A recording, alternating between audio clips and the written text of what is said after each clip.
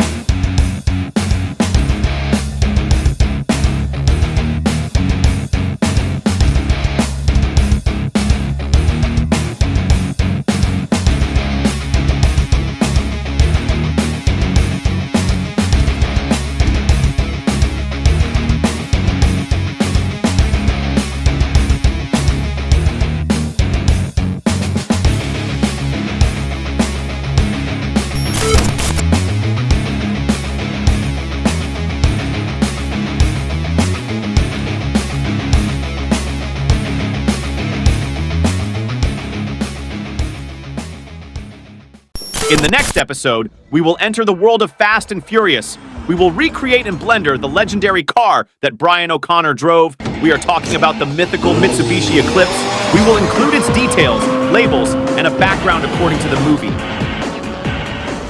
If you don't want to miss this episode, subscribe now. Want to miss?